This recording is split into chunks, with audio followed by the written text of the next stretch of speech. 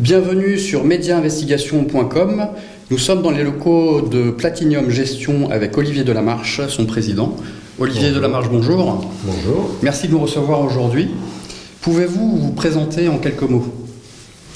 Olivier Delamarche, président de Platinum Gestion.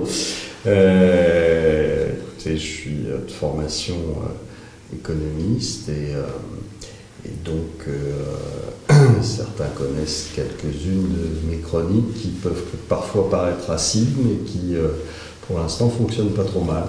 Voilà, on a monté cette société de gestion il y a maintenant 7 ans, en 2005 on a eu un agrément et donc pour l'instant avec mon associé Jean Borgex on a plutôt bien vu ce qui allait arriver, on l'a décrit, on ne fait que de la macroéconomie ici, on fait pas de stock picking, on fonctionne un petit peu différemment des autres et donc voilà, et aujourd'hui on est face à une crise sans précédent et on essaie de surnager là-dedans. Olivier Delamarche, je vais vous proposer pour débuter cet entretien un petit exercice. Vous connaissez Hibernatus avec le film avec Louis de Funès? Maintenant oui. C'est un jeune homme qui a été enseveli dans les glaces polaires. Il est retrouvé 70 ans plus tard, intact. Il revient à la vie et découvre le monde. On va imaginer que Hibernatus, son premier contact, c'est vous. Qu'est-ce que vous lui dites? Je lui dis qu'il aurait mieux fait de rester dans la glace parce qu'il ne va pas rigoler. Voilà, donc je vais lui dire que malheureusement, avec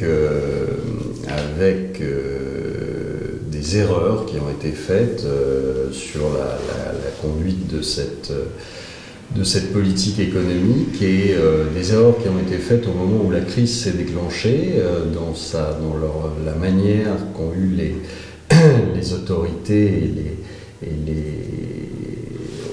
autant les autorités économiques que les autorités politiques nous ont plongé dans un désastre économique à venir et qu'aujourd'hui il me paraît bien compliqué de revenir en arrière et que donc il faudrait bien de retourner dans la glace parce que on vient de signer pour probablement une dizaine d'années qui vont pas être drôles.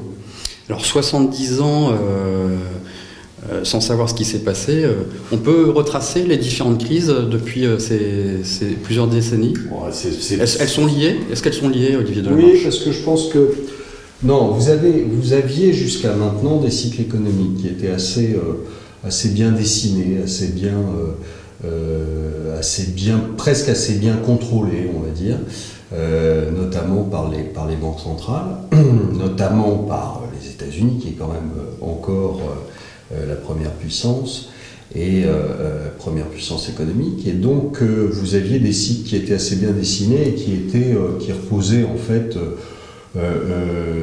sur un contrôle des banques centrales qui faisait que vous aviez de la croissance, donc au bout d'un moment, certaines tensions se manifestaient, que ce soit des tensions sur le marché du travail, que ce soit des tensions sur les prix, et que la Banque centrale était là finalement pour les maîtriser, quand ces tensions se faisaient trop importantes, la Banque centrale réduisait l'accès au crédit, augmentait les taux d'intérêt, qu'à ce moment-là, les choses se calmaient, la croissance redescendait, que vous aviez à nouveau des licenciements, vous aviez à nouveau des baisses de prix, et que vous aviez à nouveau une récession, mais qui était finalement déclenchée par la Banque centrale.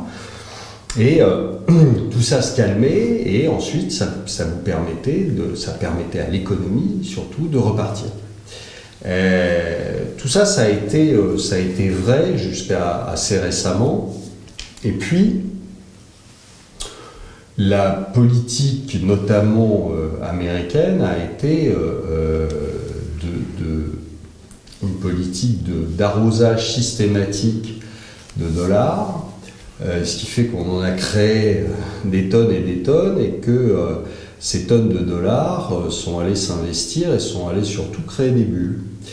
On l'a vu à partir de 2000, hein, qui a été le premier accident, enfin 98-2000 en fait, hein, qui a été le premier accident où on s'est retrouvé avec une bulle sur Internet, sur les technologies, et cette bulle, comme toutes les bulles, a fini par exploser, hein, c'est le principe d'une bulle, et que pour l'instant, en tout cas boursièrement parlant, on s'en est jamais remis.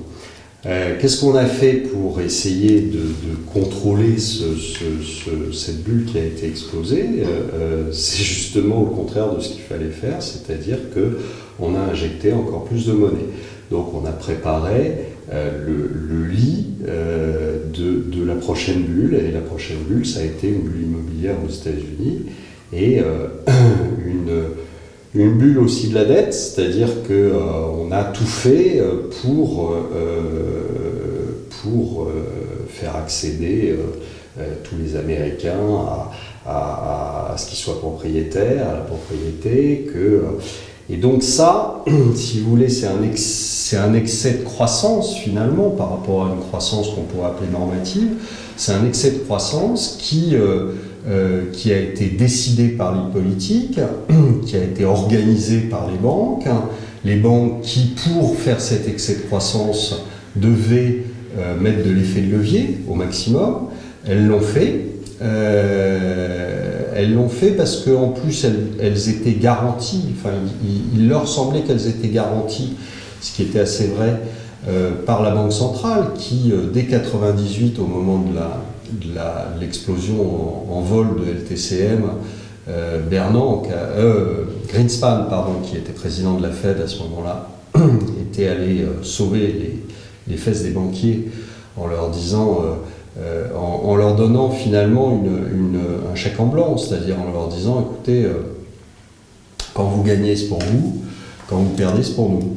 C'est la Fed qui vient vous sauver, et ça, il n'y a pas pire erreur que dire ça à un banquier, qui est déjà pas très malin à l'origine, mais si en plus vous lui dites ça, il va se précipiter dans les bêtises. Et c'est ce qu'il a fait. Ils ont utilisé un effet de levier maximal pour essayer de maximiser la croissance.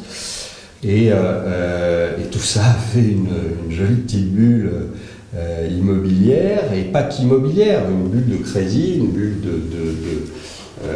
qui a organisé la dette américaine, la dette des ménages américains, qui a fait qu'à un moment, on est en pleine explosion aujourd'hui.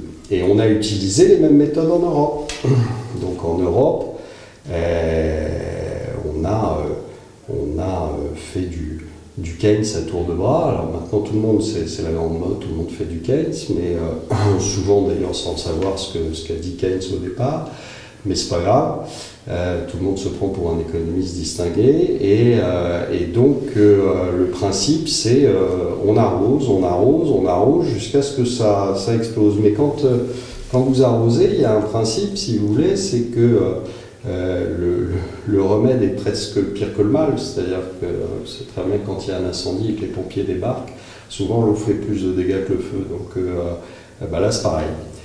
C'est-à-dire qu'on n'a qu'une seule méthode aujourd'hui, c'est imprimer des billets, ils ne jurent que par ça, on n'entend que ça, et c'est ce qu'on fait depuis l'éclatement de la bulle de 2008, et malheureusement ça va nous amener à de gros soucis, bien supérieurs à ce qu'ils auraient été si on avait laissé faire les choses en 2008. En 2008, on a malheureusement, on a tout fait pour ne pas aller à la récession, et ça a été la plus grande bêtise qu'on ait faite. Pourquoi ? Parce qu'on a surendetté à ce moment-là, on a tout fait pour éviter la récession, et résultat, on va s'en prendre une, mais qui va être probablement 5 ou 6 fois supérieure à ce qu'on aurait fait à ce moment-là.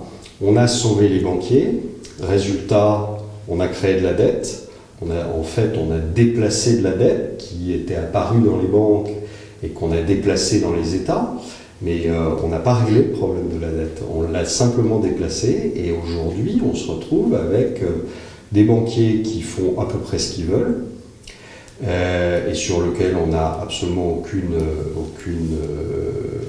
aucun moyen de les contraindre à quoi que ce soit. Et puis des banques centrales qui sont devenues d'énormes hedge funds bourrés de saloperies qui ne seront jamais remboursés. Des États qui sont surendettés, donc qui n'ont absolument plus de levier pour faire quoi que ce soit, sauf ce qu'on fait en ce moment nous, c'est-à-dire danser autour de la table en appelant la croissance qui évidemment ne viendra jamais, c'est pas comme ça qu'elle peut venir.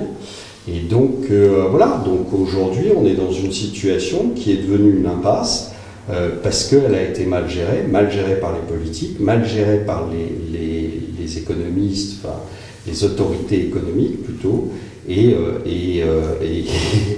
pas gérée du tout par les banquiers qui sont d'aimables rigolos. Alors ça, c'est typiquement le genre de propos que vous tenez sur BFM Business, sur BFM Radio. Pourquoi ce type d'intervention n'est-il pas généralisé dans les grands médias qui minimisent, selon vous, la gravité de la situation? Des gens comme vous qui parlent comme ça, on en voit peu, vous êtes d'accord? Parce que vous avez deux sortes d'énergumènes qui passent à la radio et à la télé. Vous avez une assez grosse proportion de crétins qui donc faut pas leur demander quoi que ce soit parce que ils comprennent rien, donc c'est pas. Et puis vous avez. Donc là, on parle d'incompétence, clairement. Oui, tout à fait. Et vous en avez beaucoup plus que ce que vous pensez. Pensez à un chiffre, doublez-le, puis peut-être que vous arriverez à la réalité. Donc, et puis vous avez tout un tas de gens qui vivent de ce modèle-là. Donc ils vont pas scier la branche sur laquelle ils sont assis, donc ils vont continuer à vous raconter les mêmes bêtises que ce qu'ils racontent depuis 20 ans. Quand vous êtes dans une situation qui est assez... Ils en ont conscience, ils en vivent et ils en ont conscience. J'en sais rien, je ne peux pas leur demander s'ils sont conscients qu'ils vont dans le mur. Oui, je suppose quand même qu'il n'y a pas 100% de crétins, donc vous en avez quelques-uns qui s'aperçoivent qu'ils vont dans le mur. Mais peut-être qu'il y a aussi le déni aussi, vous en parlez souvent.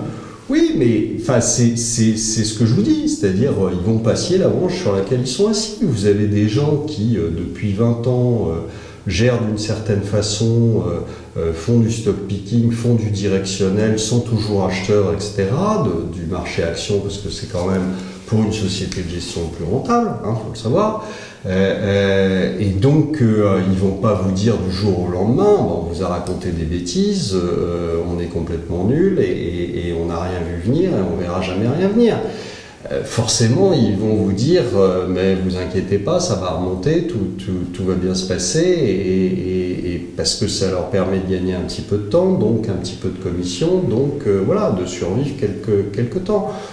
Vous pouvez pas demander moi, je suis totalement indépendant. Si je dis une bêtise, qui peut m'en vouloir? Mes clients, qui vont perdre de l'argent. Sinon, qui peut m'embêter? J'ai pas de patron, j'ai personne qui va venir me dire t'es viré parce que t'as dit ce qu'il fallait pas dire. Donc aujourd'hui, vous avez des gens qui, bien qu'ils s'en rendent compte, ne peuvent pas aller dire ce qu'ils veulent à la télé parce que c'est soit leur poste, soit leur clientèle qui va partir, et puis soit leur modèle qui... Personne ne peut aller dire, c'est comme vous ne pouvez pas avoir un politique qui va venir vous dire la vérité sur l'état de la France ou l'état des banques ou autre. C'est son business ou c'est le moyen qu'il a de se faire élire. Il ne va pas vous regarder droit dans les yeux en vous disant qu'est-ce qu'on va en baver. Il ne se fait pas élire, donc voilà, il vous raconte aujourd'hui un homme politique qui se fait élire, c'est le plus menteur qui se fait élire. Voilà. Donc pour s'informer en profondeur, finalement, il reste que les médias alternatifs indépendants. On parle d'indépendance, au niveau des médias, c'est la même chose. Les politiques, on ne pourra pas parler d'indépendance non plus. Oui, je sais pas. Oui, ça n'empêche qu'on dit absolument ce qu'on veut depuis 3 ans sur BFM. Je ne sais pas si il y a 3 ans, je vous aurais demandé si vous pensiez que BFM était indépendant, vous m'auriez pas forcément dit oui. Oui, vous avez raison, je pense. Mais en même temps, il vous accorde que quelques minutes, ça pourrait être plus. Il m'accorde que quelques minutes. Mais c'est vrai, c'est jamais agréable d'entendre tu vas mourir. Donc si en plus ils en faisaient 1 heure, ils sont pas du tout prêts à ce que tous leurs auditeurs se suicident le week-end. Ça serait pas drôle. Donc ni pour eux ni pour personne. Donc oui, mais je pense que au moins, enfin, on peut leur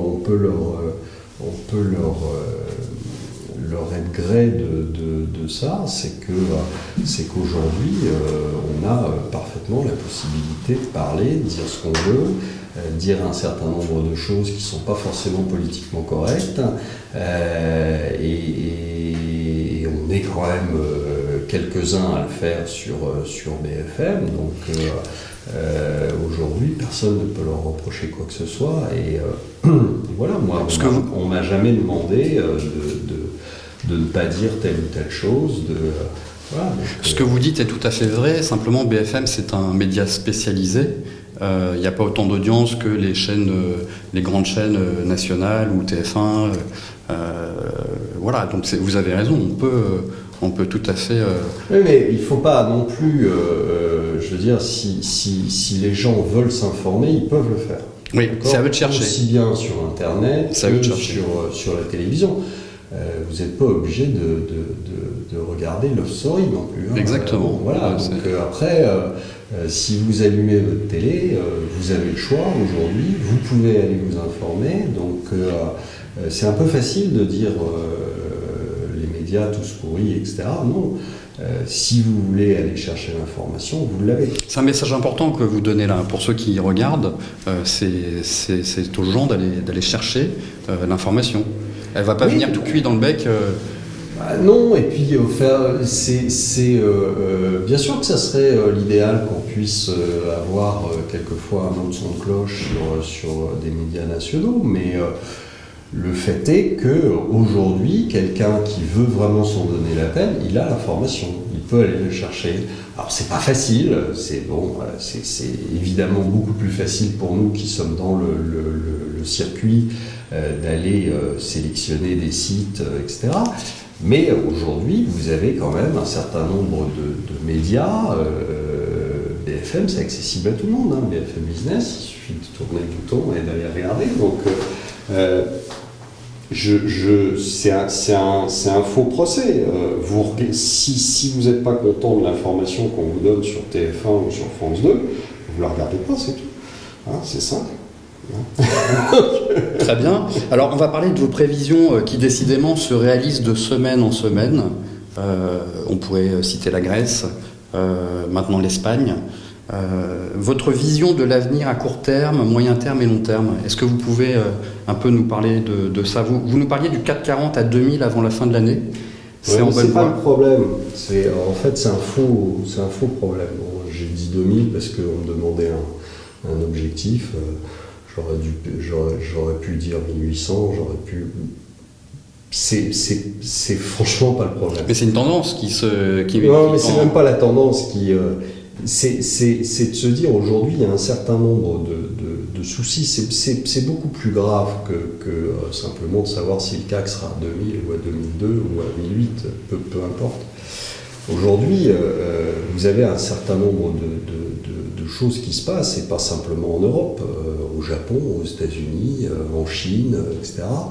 Il y a un certain nombre de choses qui se passent économiquement et qui vont évidemment se répercuter sur ce qui se passe au niveau géopolitique et au niveau stabilité, guerre possible, émeute possible, etc. Donc il y a des vraies questions à se poser. Il y a des vraies questions à se poser sur les devises dans lesquelles vous libellez vos actifs, sur le dollar, sur le yen. Qu'est-ce que ça vaut, un dollar? Pas grand-chose. Qu'est-ce que ça vaut, un yen? Pas grand-chose, parce qu'il y en a quelques-uns qui sont imprimés tous les jours. Qu'est-ce que ça vaut, un euro? En cas d'éclatement de l'euro, qu'est-ce que ça vaut? Donc vous avez des vraies questions à vous poser. qui dépasse le fait de savoir si vaut mieux acheter de la Renault ou de la Peugeot, donc ce dont tout le monde devrait se foutre totalement. Voilà, mais bon, ça c'est ce que j'appelle, le dernier c'était Facebook, c'est ce que j'appelle les pièges à gogo, qui marchent très très bien. Mais voilà, aujourd'hui on a des vraies questions à se poser sur ce qui va se passer, comment ça peut se passer, ce qui va se passer sur les devises, ce qui va se passer dans les pays. Regardez ce qui se passe en Espagne, regardez ce qui se passe en Grèce. C'est autrement plus inquiétant. Regardez ce qui commence, enfin ce qui bouge, ce qui commence pas, mais ce qui bouge en Syrie, en Iran, où on peut se poser des questions, au Pakistan, où on peut se poser aussi des questions. Tous ces gens-là ont joyeusement la bombe nucléaire, etc. Enfin, il y a des vraies questions à se poser. Il y a eu des révolutions arabes. Quand même, la plupart du temps, le dictateur, qui est un affreux bonhomme, s'est fait remplacer par d'autres affreux bonhommes qui sont des islamistes durs, etc. Et je pense qu'on en paiera les conséquences, et les peuples là-bas en payent déjà les conséquences. Donc il y a vraiment des questions à se poser. Il y a vraiment, aujourd'hui, moi je pense que le seul, enfin pas le seul moyen, mais qu'à terme, il y aura des défauts de paiement dans quasi tous les pays du monde. Il y aura un défaut de paiement au Japon. Quand je dis ça, les gens me regardent de travers, mais c'est comme ça. Il y aura un défaut de paiement au Japon. Quand vous aurez un défaut de paiement au Japon, qu'est-ce qui va se passer? Il y aura un vrai problème. Et donc, là, on peut vraiment se poser des questions un petit peu plus existentielles que le CAC à 2000 ou le CAC à 2003. Peu importe. Effectivement, l'indice CAC 40, c'est anecdotique. Je vais vous citer, c'était d'ailleurs hier sur BFM Business, on était le 29 mai. Les mauvaises nouvelles s'accumulent, les chiffres ne correspondent en rien à la réalité. On nous prend pour des imbéciles, la situation est pire que ce que l'on pense. C'est exactement ce que vous venez de décrire. Oui, alors je ne sais pas qui a dit ça. Mais ce qui est amusant, c'est que très probablement, ce discours a été tenu par des gens qui vous annonçaient un CAC à 5000 en début d'année ou à 4005 et qui vous disaient que finalement ça n'allait pas si mal que ça. Donc maintenant ils sont en train de retourner leur veste tous les uns après les autres. Pourquoi? Tout simplement parce qu'ils n'ont pas de script, si vous voulez, de ce qui se passe. C'est-à-dire que, en fait, souvent ils s'appellent, je ne sais pas pour lui, parce que j'ai pas entendu cette phrase-là, mais souvent ceux qui se disent économistes nous commentent les chiffres qui sont tombés la semaine d'avant, ou voire plus longtemps. Aujourd'hui, il faut essayer de se faire des scénarios probables, en se disant voilà ce qui se passe, qu'est-ce qui peut se passer, comment ça peut se déboucler cette histoire. Et aujourd'hui, personne ne le fait ça. Donc c'est pour ça qu'on a prévu un peu les choses. C'est pas parce qu'on a une boule de cristal, on n'en a pas plus que les autres. Hein. Mais le seul truc, c'est qu'on a un vrai scénario, et ça depuis très longtemps, depuis 2000, depuis 2004, depuis 2005, on ne travaille que là-dessus, en se disant voilà ce qui se passe, on regarde les tendances et on se dit comment ça peut être réglé. Or aujourd'hui, je veux dire, la Grèce, l'Espagne, c'est juste des problèmes de bon sens, c'est pas des trucs. On ne demande pas aux gens d'être polytechniciens pour comprendre ça. C'est assez facile à comprendre. C'est ça qui est étonnant, c'est de voir les gens qui ont toujours l'air étonnés de ce qui se passe, étonnés de ce qui arrive, alors que les choses sont assez simples. Si vous rapportez ça à des alors évidemment, on leur balance des trillions à longueur de journée, donc trillions d'euros, c'est un peu difficilement imaginable, mais vous avez un type qui gagne le SMIC et qui est endetté à hauteur de 10 millions d'euros, le problème est réglé. Hein, quoi qu'il arrive, il pourra toujours invoquer la croissance de son salaire, c'est pas comme ça qu'il va rembourser. Donc c'est plié. À partir de ce moment-là, il faut se demander, la seule chose que vous pouvez vous demander, c'est comment ça va se plier. C'est-à-dire, est-ce que quelqu'un à un moment va intervenir et va supprimer la dette, bon, ou est-ce que le pauvre type va finir par se tirer une balle parce qu'il ne pourra pas rembourser, il est coincé. Je veux dire, c'est ça qu'il faut se poser comme question. C'est pas, bah oui, mais alors le FESF ou le MES ou je ne sais encore trop quel sigle de 4 lettres, 3 lettres, va pouvoir payer, etc. Tout ça, c'est des bêtises. Tout ça, c'est un truc qui permet de tenir quelques semaines, quelques jours, mais on s'aperçoit que le problème est devenu tellement gigantesque que de toute façon, c'est pas comme ça qu'on va le régler. C'est pas en leur prêtant de l'argent pour qu'ils puissent payer les intérêts d'une dette déjà existante que ça va régler quoi que ce soit comme problème. Et c'est pas non plus en menant des politiques où on tape sur les quelques pauvres types qui n'ont pas pu partir de Grèce, des fonctionnaires et des indépendants qui n'avaient pas assez d'argent pour pouvoir se barrer en Suisse ou ailleurs, que vous allez régler le problème, que vous allez redonner de la croissance, que vous allez vous permettre de payer les intérêts. Vous ne pouvez pas. Donc il y a un moment ou un autre où il faut le constater, c'est tout. Alors maintenant, la question est, ah bah oui, mais si la Grèce sort maintenant, ça va être tellement le sou que personne ne va résister. Ouais, mais enfin, c'est pas maintenant qu'il fallait la sortir, c'est il y a 3 ans. Il y a 3 ans, ça nous coûtait 20% de ce que ça va nous coûter maintenant. Voilà. Et il y a 3 ans, il faut arrêter de vivre sur des choses où on dit un pays ne fait pas faillite. Si, un pays fait faillite. Un pays ne peut pas sortir de l'euro parce que c'est pas prévu. Ça fait 3 ans qu'on s'assoit sur tous les traités, ça fait 3 ans qu'on fait n'importe quoi, qu'on fait les lois au fur et à mesure. Et là, on ne pourrait pas le sortir parce que c'est pas prévu dans le traité. Mais c'était pas prévu dans le traité de racheter de la dette pour la BCE. C'était pas prévu dans le traité que les pays comme l'Allemagne payaient pour tous les autres. Alors qu'est-ce qui gêne aujourd'hui? C'est le traité, il marche pour certains trucs, il marche pas pour d'autres. C'est amusant comme truc. Donc tout ça, on nous mène en bateau depuis un bon moment, et tout le truc, c'est que en attendant, ça nous coûte de plus en plus cher.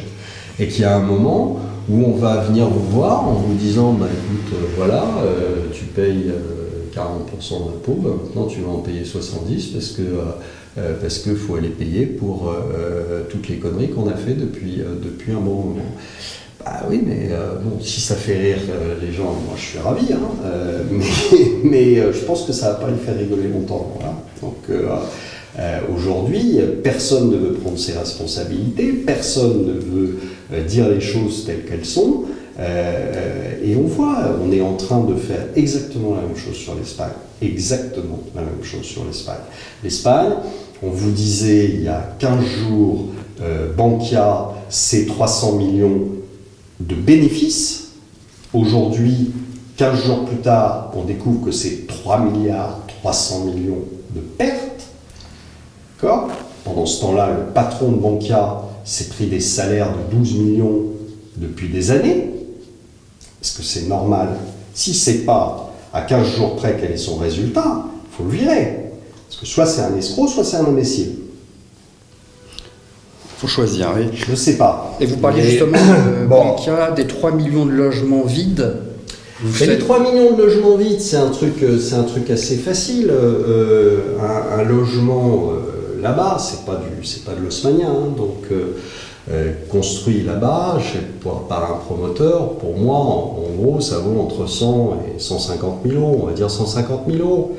150 000 euros, 3 millions de logements, ça fait 450 milliards. Voilà. C'est ça. Bon. Donc quand on vous annonce... Alors là aussi, on nous prend pour des cons, comme d'habitude, si vous voulez. Il y a 2 semaines, on vous dit le problème immobilier espagnol, c'est 15 milliards. Là, on vous dit c'est 50, 2 semaines plus tard. Moi, je vous fais le pari qu'on montera gentiment à 300, à 400 dans les mois à venir. Voilà. Bon, parce que c'est un fait. Quand vous avez des logements qui sont des logements, je vous dis, c'est du vite fait bien fait, quoi. C'est pas, c'est du vite fait mal fait, on va dire. Qui sont vides depuis 3 ans. Vous pouvez les raser, vous pouvez recommencer. Hein. Donc, vous avez aujourd'hui des villes entières en Espagne qui sont inoccupées. Donc, c'est des villes fantômes, oui, clairement. Oui. Donc, pas vous imaginez que tout ça va repartir joyeusement comme ça en claquant des doigts. Donc, l'Espagne, c'est pas comme la Grèce, mais l'Espagne a tout misé sur la construction, tout misé sur l'immobilier. Vous avez un patrimoine d'1 million d'euros, vous allez au casino, vous misez tout sur le noir, pas de bol, c'est le rouge qui sort. Vous n'avez plus.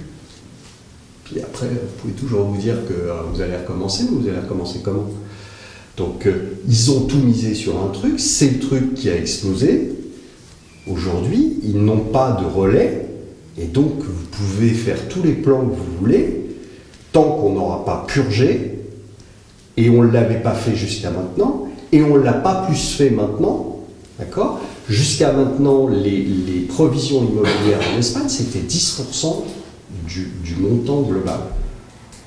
Comment vous pouvez imaginer qu'avec une crise majeure comme ils ont, avec 3 millions de logements vides, on ne fait une provision que de 10% dans les banques? C'est ridicule. Donc, ça veut dire quoi? Ça veut dire que aujourd'hui, et ça je le dis depuis 2 ans, les banques espagnoles, elles sont toutes en faillite. Bankia, la quand première. elles font la vérité sur leur compte, elles seront toutes en faillite. Ce qui veut dire que on va avoir le même phénomène qu'en Irlande. En Irlande, l'État n'était pas très endetté, hein, jusqu'à ce qu'ils reprennent la dette des banques. L'État irlandais n'était pas très endetté. Tout d'un coup, ils ont repris la dette des 3 plus grosses banques irlandaises, ce qui a fait 100% de leur PIB. Bon. Alors tout d'un coup, on s'est dit, ah bah tiens, l'Irlande, c'était pas 30, 40, comme on pensait, c'est 150. Ah bon, d'accord. Et bien l'Espagne, c'est exactement pareil. L'Espagne, jusqu'à aujourd'hui, est endettée entre 70 et 80%. L'État espagnol. Hein. Quand il va avoir repris la dette des banques, ça sera plus de 100. Voilà, donc ça sera 100, 110, 115. Et là, tout d'un coup, on va se retrouver avec, comme la Grèce, on va se retrouver avec une dette qui, sur le 10 ans espagnol, vaudra 8, 9, et on ne sera pas bien. Voilà. Et tout ça est systématiquement fait, enfin, on marche sur la tête. Là, ils ont sorti en partie pour Bankia, mais pour les autres banques, un truc qui s'appelle PBOC ou je ne sais pas quoi, qui était censé sauver les banques. Sauf qu'il n'y a rien dedans. Il y avait 5 milliards, donc ne serait-ce que pour refinancer Bankia qui en demande 19, ça me paraît un peu compliqué. Qu'est-ce qui se passe? Il y a l'État espagnol qui s'est dit, on va émettre de la dette, on va le faire acheter par une banque en faillite qui s'appelle Bankia, la dette. En contrepartie, on va avoir des titres de Bankia qui ne valent pas grand-chose, hein, même rien. Et Bankia va amener cette dette, ces titres de dette espagnole, va les amener à la BCE, et la BCE va leur prêter de l'argent en collate. Sauf que la BCE, elle a dit non, je ne veux pas. Logique. Elle ne va pas s'embourber du collatéral, alors qu'elle a déjà fait ça pour la Grèce. Aujourd'hui, pourquoi est-ce qu'on a fait un write-off sur la dette privée grecque et pas sur la dette totale grecque?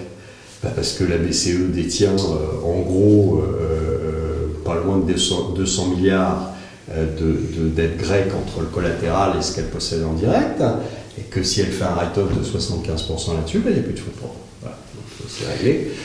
Circuler, il n'y a rien à voir. Donc, vous ne pouvez pas sans arrêt faire les guignols avec la dette et la déplacer et la mettre un coup dans le FESF, un coup dans le MES, un coup dans le machin, mais vous la déplacez. Donc Alors, de toute façon, elle existe. Donc vous allez vous la reprendre à un moment ou à un autre dans la figure. c'est ça, là on est dans des montages successifs, on retarde, on déplace. Mais pourquoi vouloir à tout prix faire prolonger les choses? Parce que vous n'avez pas envie de sauter. Mais on sautera un jour ou l'autre, on le sait. Ben oui, mais le plus tard possible. C'est ça, c'est reculer pour mieux sauter. Ben oui. Personne, aucun politique ne va accepter d'aller au front en disant à sa population on a fait des bêtises comme ça, et résultat, je vous ai mis tous dedans, et grâce à moi, vous avez pour les 30 ans qui viennent à être malheureux. Personne ne va aller faire ça. Donc on cherche à gagner du temps et on cherche à refiler la patate chaude au suivant. Voilà. Donc, Alors, les solutions envisagées dont on entend parler, ce sont les eurobonds. Vous avez une idée claire là-dessus? Est-ce que vous pouvez nous en parler? elle est très claire. Une bêtise de plus. Donc pour vous, il n'y a pas de solution? C'est la récession, ça? Non, de toute façon, c'est pas une solution la récession, mais on y Non, va. mais voilà, Ça, c'est comme clair. il n'y a pas de solution, c'est la récession. C'est la récession, et puis c'est surtout, je vous dis, il y a un moment où il faudra faire, organiser une faillite, quoi. Faire des défauts de paiement. Il y a un moment où, soit vous vous dites, ok, je suis comme les Japonais et je suis plombé pour les 20 ans qui viennent, je suis pas sûr que ce soit un truc super rigolo, d'autant qu'ils n'en sont pas sortis. Soit à un moment, vous dites, voilà, le seul moyen de s'en sortir, c'est de dire, je vous dois 100, je vous dois plus que 50, et puis vous asseyez sur 50. Alors évidemment, ça peut créer un certain nombre de problèmes. Parce que si vous allez voir votre population et que vous leur dites, vous pouvez vous asseoir sur 50% de votre épargne, je ne suis pas sûr que tout le monde rigole. Donc vous risquez d'avoir des soucis. Et puis à l'étranger, si vous allez voir les Chinois ou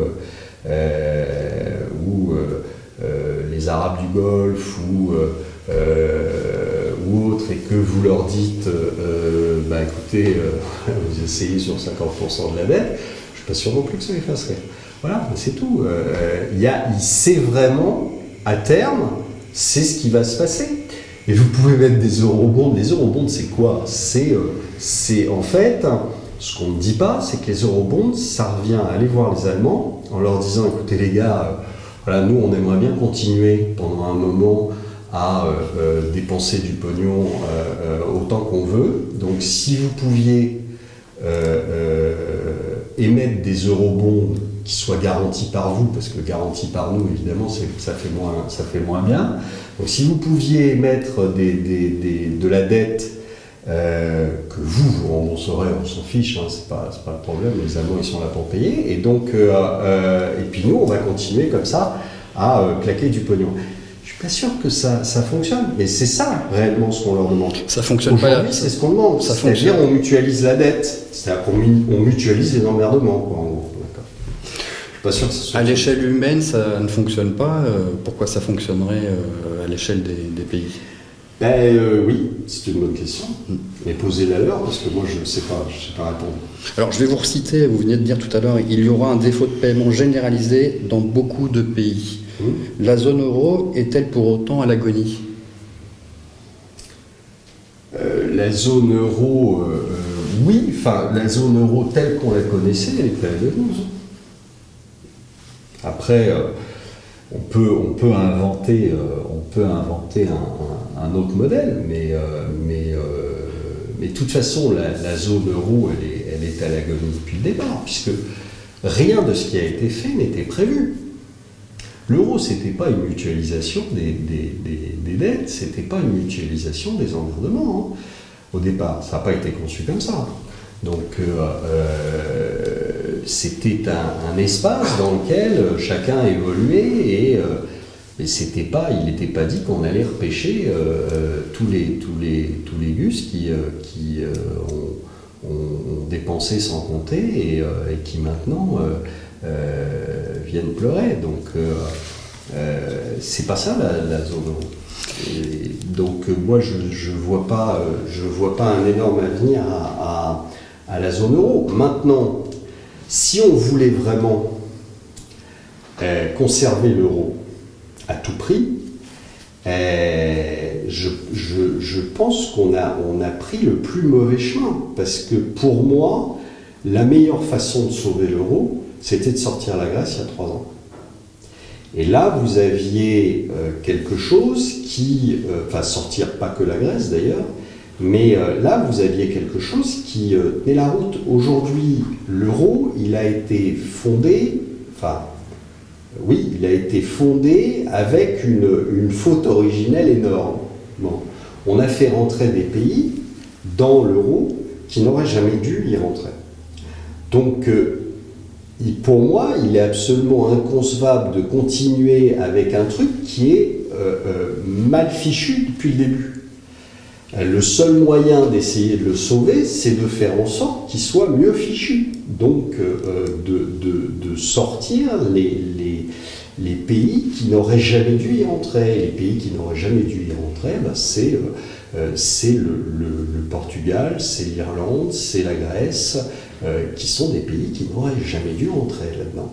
L'Espagne, c'est un peu différent. Je vous ai dit, elle a joué, elle a perdu. Bon, ils n'ont pas du tout diversifié, ça on peut leur reprocher. Mais donc c'est un peu différent. Mais je pense qu'il faudrait aussi pouvoir les sortir.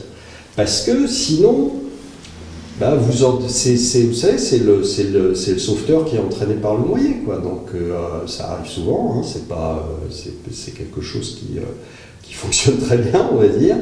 Et là, aujourd'hui, à force de vouloir défendre l'euro à tout prix et n'importe comment, on risque fort de l'emmener par le fond. Voilà. Vous avez parlé de faute originelle. Je vais vous citer Nicolas Dose ce matin, le 30 mai, dans Les Experts sur BFM Business. Il y a comme une sainte trinité, défaut, dévaluation, inflation. Et il concluait son émission en disant « On est un peu crispé en ce moment quand même ». Oui.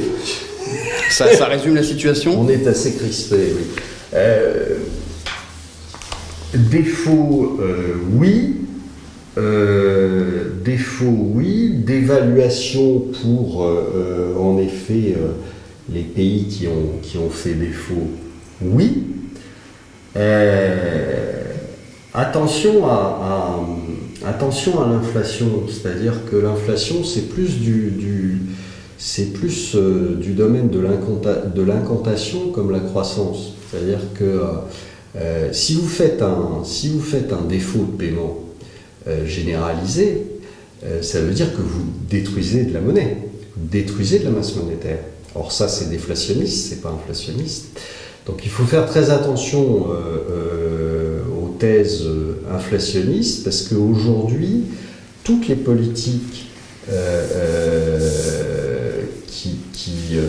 alors les politiques de l'entreprise, qui est très aujourd'hui basée sur la réduction des coûts et non pas sur l'augmentation des prix, toute la politique de non-circulation de la monnaie, c'est-à-dire qu'aujourd'hui on s'est quand même aperçu qu'il y avait beaucoup de masse monétaire créée, mais que la monnaie ne circulait pas, et tant qu'elle ne circule pas, vous n'avez pas d'inflation.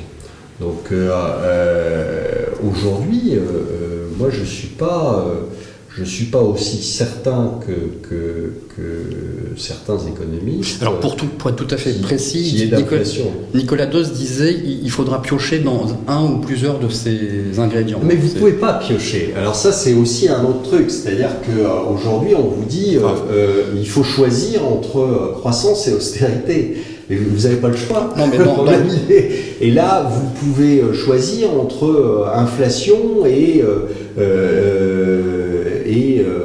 d'évaluation et défaut. Non, parce que l'inflation, ça fait 20 ans que les Japonais cherchent le bouton et ils l'ont toujours pas trouvé, ils sont pas plus cons que nous. Donc on se dit que c'est pas si facile que ça à obtenir, et pourtant ils ont déversé aussi, ils ont créé énormément de monnaie. Donc on pourrait se dire, ils utilisent les mêmes recettes que nous, donc on va forcément avoir de l'inflation. Bah non, ils en ont pas. Donc ce que je vous dis, c'est qu'il faut que la monnaie circule. L'inflation, c'est la masse monétaire fois la vitesse. Là, il n'y a pas de vitesse, il y a une vitesse zéro, donc vous pouvez toujours courir. Donc, et si vous avez ce qui paraît être le plus probable, si vous avez des gros défauts de paiement, la Grèce en a fait un, hein, donc si vous avez des gros défauts de paiement, c'est plutôt déflationniste qu'inflationniste. Donc je ne suis pas certain qu'on ait le choix. On aimerait bien avoir le choix, on aimerait bien avoir le bouton inflation sur lequel on pourrait appuyer, puis ça réglerait toutes nos dettes, et puis la vie serait belle, et ça serait la petite maison dans la prairie. Ben non, mais c'est pas ça. J'aimerais qu'on parle du bank run. On a vu en Grèce, ce mot est apparu, en tout cas pour ceux qui ne le connaissaient pas. Maintenant, en Espagne, avec les créances pourries, est-ce que ce risque existe pour la France ? Oui. Ça a déjà commencé. Ça a déjà commencé. Alors justement, c'est intéressant ce que vous dites parce que le président de la Société Générale disait il y a quelques jours qu'il n'avait pas constaté de retrait massif. Enfin, je ne veux pas être méchant, mais le président de la Société Générale, il ne vaut pas grand-chose, il ne vaut pas ses résultats, il ne vaut pas ses... Enfin, donc, comme beaucoup de banquiers, on se demande ce qu'ils voient souvent. Vous le voyez avec vos clients ? Vos nouveaux clients peut-être qui... Aujourd'hui, vous avez des gens qui sont très inquiets et c'est une inquiétude nouvelle. Il y a 6 ans ou il y a 5 ans, vous ne demandiez pas si vous étiez en risque, si vous déposiez votre argent plutôt à la Société Générale ou plutôt au Crédit Agricole. Personne ne se posait la question. Vous ne posiez pas la question de savoir si vous étiez en risque quand vous étiez dans un fonds euro d'assurance vie. Bon, tout ça, c'était quelque chose qui était un risque qui n'existait pas. Vous ne posiez pas non plus de questions quand vous étiez sur une obligation souveraine. Hein, personne ne se disait ah bah tiens, je ne vais pas être remboursé. Donc, à part peut-être si vous aviez des obligues au Zimbabwe, bon, mais sinon, c'était pas quelque chose qui vous traversait l'esprit. Aujourd'hui, c'est réellement une question, c'est réellement une inquiétude chez beaucoup de particuliers qui se disent où est-ce que je dépose mon argent, est-ce qu'il est en risque à la Société Générale, est-ce qu'il est en risque chez BNP Paribas, est-ce qu'il est en risque, est-ce qu'il ne faut pas mieux que j'aille dans une banque privée, etc. Est-ce que j'ai des risques sur le fonds euro, parce qu'on me vend le fonds euro comme étant la panacée, est-ce que j'ai des risques? Or aujourd'hui, le fait est que vous avez un problème de dette mondiale, et que qui détient le plus gros stock de dette? C'est l'assureur. Donc les assureurs en général, hein, c'est pas, j'en vise pas un plutôt qu'un autre, c'est les assureurs. Donc vous avez forcément un risque. Alors maintenant, de combien il est, etc., ça c'est autre chose, c'est pas à moi de le dire. Et puis vous avez des banques qui sont interconnectées toutes les unes entre les autres, et puis avec des effets de levier qui, on l'a vu, sont juste gigantesques, avec des banques qui sont très fragiles et qui ont des fonds propres qui sont très en dessous de ce qui pourrait se passer de ce qu'il pourrait y avoir comme perte. Et donc, oui, vous êtes en risque. S'il y a une banque majeure qui saute dans un endroit du monde, ça va avoir des répercussions, comme l'a eu Lehman, comme l'ont eu d'autres banques. Ça va avoir des répercussions chez tout le monde. Donc, et aujourd'hui, quand on voit les masses en question, quand on voit que les États n'ont plus €1 en poche, quand vous entendez Mario Monti qui dit on va faire un fonds qui garantira les dépôts des banques européennes, c'est juste une plaisanterie. C'est juste une plaisanterie parce que les choses ne sont pas en rapport, c'est tout. Il va mettre combien dans son fonds? Qui va mettre dans son fonds? Encore les Allemands, peut-être. Faut peut-être les interroger. Ils seront ravis de payer encore. Mais je veux dire, on a déjà plus de sous et on va aller demander à des pays qui sont déjà surendettés d'aller mettre quelques milliards dans un fonds pour soi-disant garantir les dépôts. Mais il y a combien de dépôts en Europe au total? C'est gigantesque. Et là, vous pensez qu'avec quoi? On va mettre quelques centaines de millions dans un fonds. C'est une vaste plaisanterie. Donc, tout ça, c'est de la poudre aux yeux. Aujourd'hui, ceux qui gèrent tout ça, aussi bien au niveau européen qu'au niveau mondial, qu'au niveau politique ou économique, gèrent au jour le jour en essayant face à un tsunami, ils mettent des sacs de sable. Dès qu'il y a une petite fuite à droite ou à gauche, ils se précipitent, ils mettent un sac de sable, sauf que ça n'empêchera pas la vague de passer, quoi. Olivier Delamarche, j'ai un compte titre, j'ai un PEA, j'ai une assurance vie, je dois me faire du souci. Vous êtes mal barré. Clairement, c'est clair votre réponse, ça fait du bien parce qu'on n'entend pas ça. Et si vous avez un PEA, vous êtes forcément investi en actions européennes, donc vous êtes déjà mal barré, parce que si mon objectif est bon de 2000, vous allez quand même prendre 30% encore dans la figure. Ça veut dire que vous allez encore perdre pas mal d'argent et qu'aujourd'hui, je vous ai dit, si quel que soit le support, aujourd'hui, vous êtes en risque. Vous avez finalement très peu de solutions. C'est-à-dire qu'il faut que vous diversifiez votre portefeuille au niveau devises.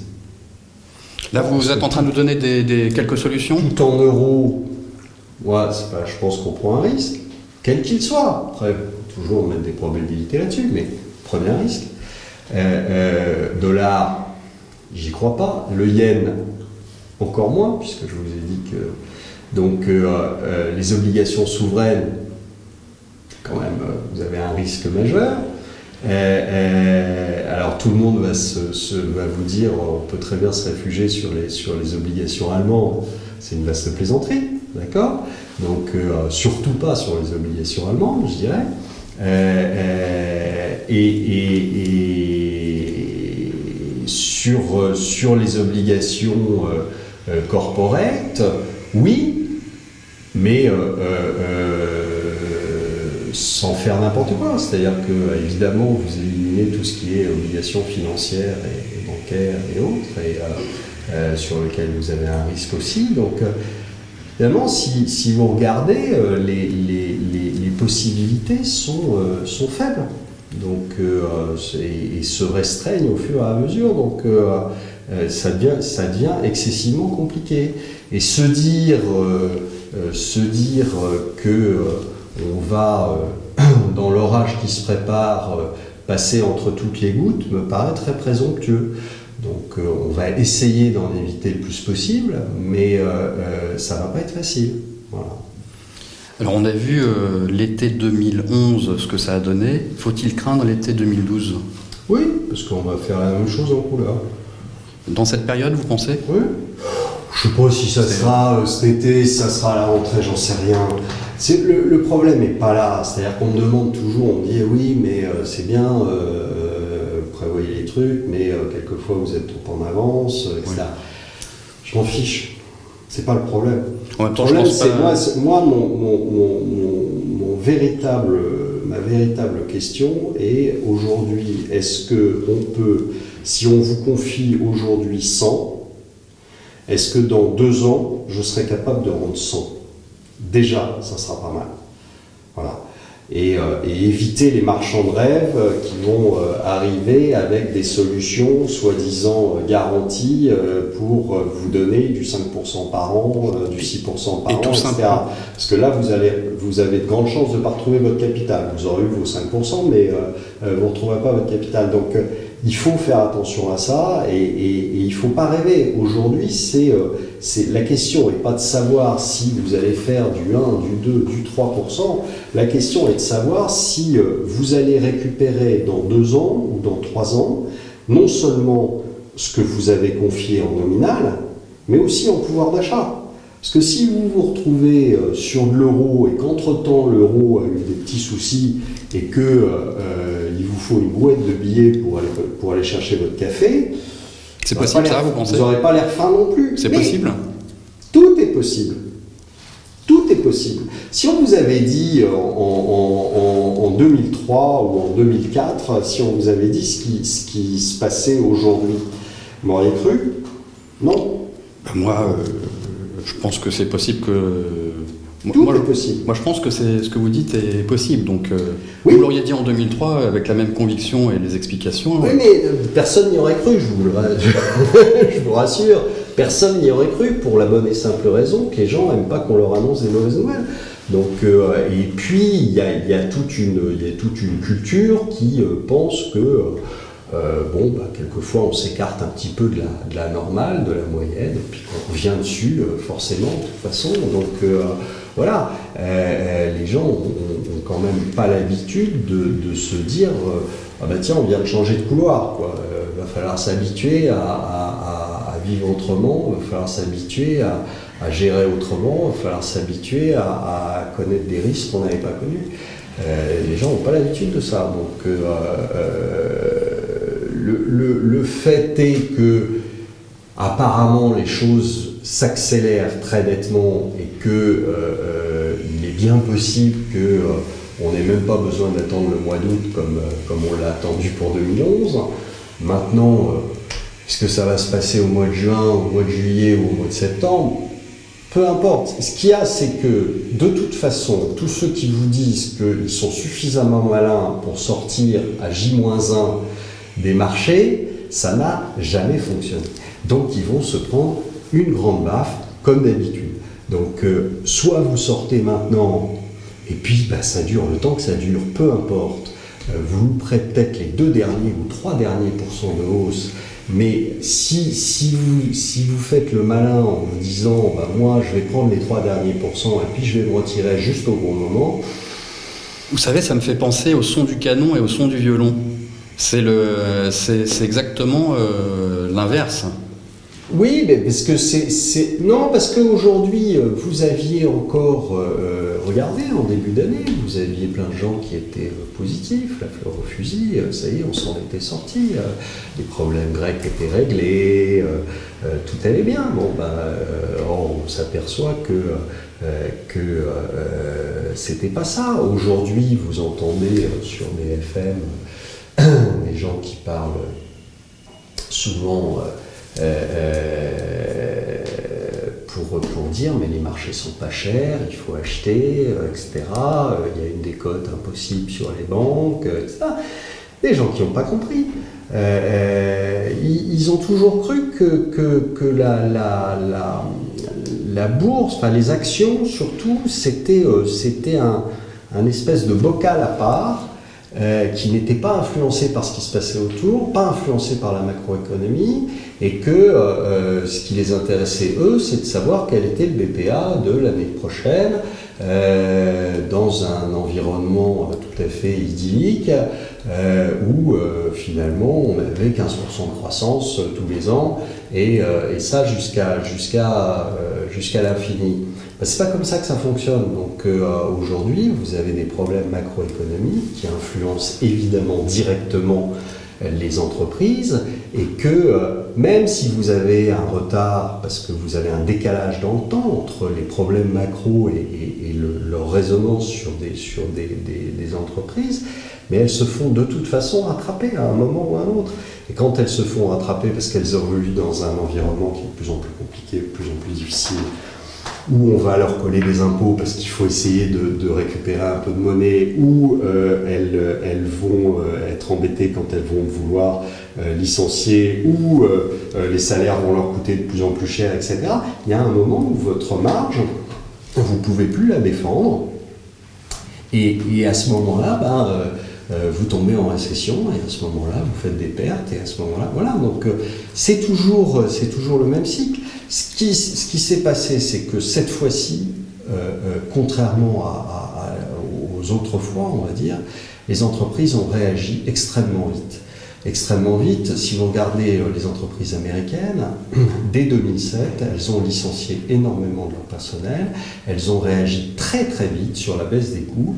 Résultat, elles ont conservé une marge assez importante et même record. Elles ont eu une petite récession en 2008, mais ce n'était pas méchant, c'était surtout bancaire plus que industriel.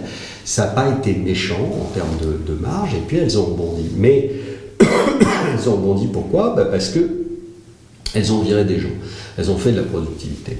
Mais ça aussi, il y a une fin à cet exercice-là. C'est-à-dire d'abord que vous ne pouvez pas virer tout le monde, parce qu'il faut quand même que vous en laissiez quelques-uns dans l'entreprise, parce que sinon ça ne marche pas. Et en plus, il y a un moment où les gens que vous avez virés, c'est des consommateurs, ils ne consomment plus, et à ce moment-là, vous ne vendez plus, et quand vous ne vendez plus, votre chiffre d'affaires il baisse, sauf que comme vous avez déjà viré tout le monde, vous ne pouvez plus serrer les coûts, et à ce moment-là, vous êtes mal, donc vous faites des pertes.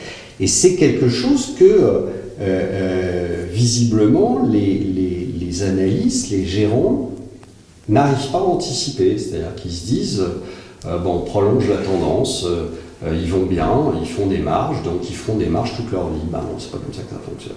Voilà. Olivier Delamarche, on arrive bientôt à la fin de notre entretien.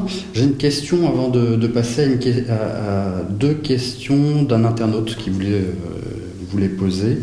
Alors ma question d'abord, a-t-on tiré les leçons des dernières crises? Clairement non, mais la question qui suit, c'est retiendra-t-on les leçons de celles en cours? Pas plus. Pas plus. Pas plus. C'est pas encourageant tout ça. Est-ce que vous avez vu quelqu'un ne pas recommencer aussi sec les bêtises qu'ils avaient fait avant? Non, ça continue. On aurait pu croire par exemple qu'après 2008, les banques allaient faire en sorte de ne plus faire de pertes de trading, allaient installer des contrôles, etc. Vous avez vu les contrôles, vous?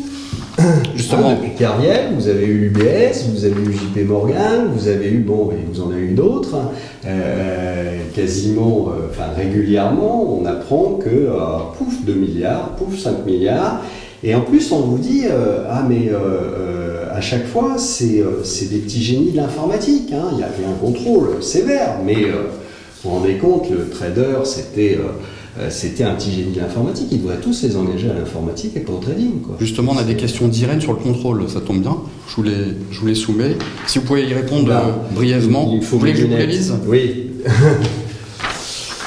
Alors, Irène demande, bonjour, alors ça, après Lehman en 2008, MF Global sur la dette européenne en 2011, les pertes de JP Morgan récemment sont-elles toutes liées à un défaut de contrôle interne ou à une réglementation laxiste?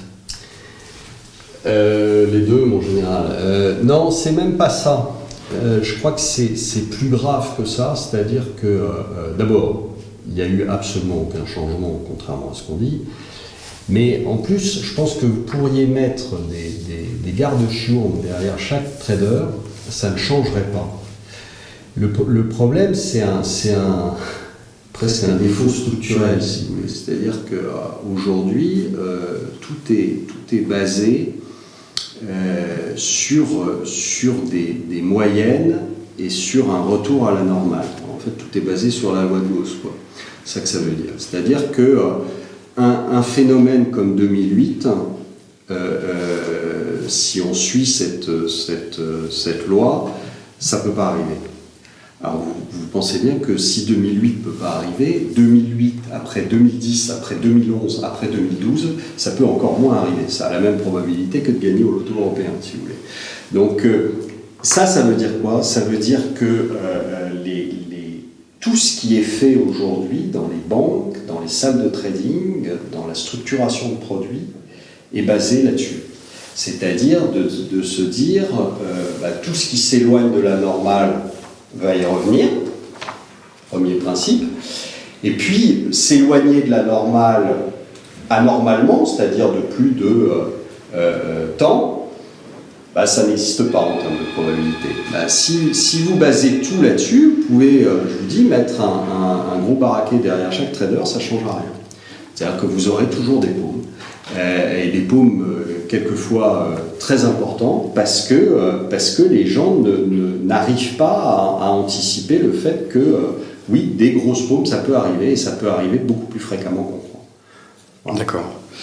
Les énormités des dettes de par le monde ne favorisent-elles pas les abus via la création de produits difficilement contrôlables, marché dérivé, CDS? Bien sûr. Oui. La réponse est dans la question. Alors Olivier Delamarche, je vais vous proposer, avant de vous donner le mot de la fin, de lire un petit texte qui date de 1668. Oui. Alors moi j'ai eu La Cigale et la Fourmi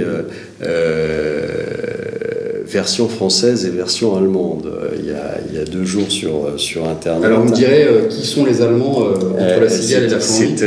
C'était assez amusant, je peux vous dire, très très bien fait. Donc oui, alors ça c'est la classique, on va dire. C'est la classique.